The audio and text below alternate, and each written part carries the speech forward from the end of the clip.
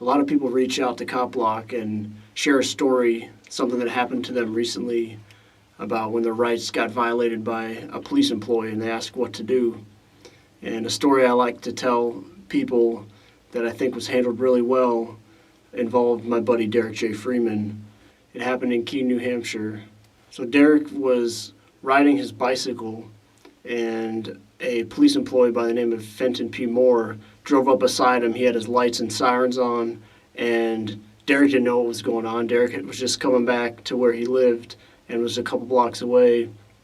And the police employee was yelling at him and proceeded to drive his cruiser towards Derek on his bicycle. Derek was on the sidewalk at this time. Fenton P. Moore actually put his asp through the spokes in Derek's wheel and broke some of them, causing Derek to fall on the ground. But I was at the property that Derek was heading towards, and we all immediately ran out of the property, cameras in hand, and to try to assess the situation, try to defuse it and help our friend.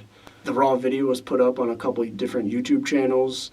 Posts went out on a couple different sites. A few hours later that evening, went to the cul-de-sac where Fenton P. Moore lived, and we asked his wife, who was outside of her house at the time, if she knew Fenton P. Moore and if she would care to talk with us, and she quickly sped back into her house and refused to talk with us, and myself and a small group of friends proceeded to sing Free Derek J. to the tune of Sweet Caroline.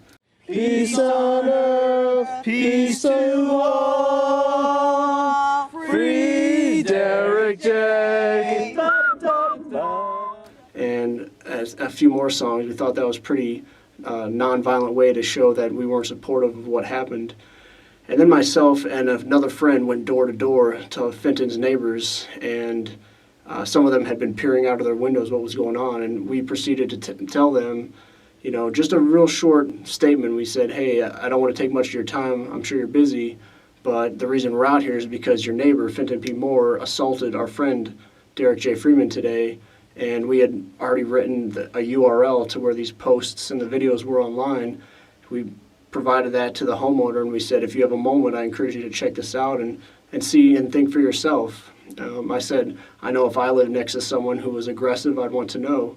And we thanked the people for their time, and we did see one homeowner right away go online and start checking it out for themselves. And the primary purpose of informing his neighbors of his actions was simply reputation and transparency, so that his neighbors were aware that Fenton P. Moore, at least in that moment, wasn't an upstanding person, that he did not exhibit character traits that were worthy of mimicking, and that in fact he did the opposite, and that they may feel like they want to ostracize him or distance themselves from him, maybe not invite him to their barbecue, maybe second guess if they ask him to watch their house when they're gone, or things like that. Or if they're good friends with him, maybe they even bring it up in conversation, and Fenton P. Moore then knows and has to try to explain himself and be more accountable for his actions.